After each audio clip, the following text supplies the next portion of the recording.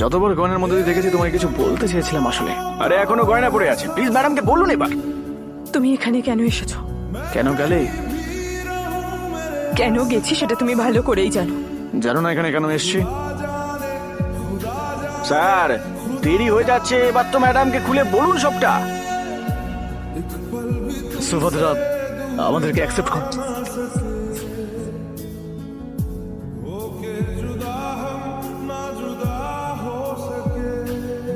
সুভদ্রা, কাকাবাবু থামো। আচ্ছা আমি একটা কথা দিচ্ছি, সকালে আমি তোমায় জাগিয়ে তুলবো, ব্রেকফাস্ট আর কফি বানাবো। যদি কোনো মেয়ে পড়ে তাকে তুলে নিয়ে অফিসে যাব। যদি বার দেখি সবার আগে বাড়িতেই যাব। জীবনে আর কখনো ড্রিঙ্ক করবো না, আমি তোমায় কথা দিচ্ছি। খুশি?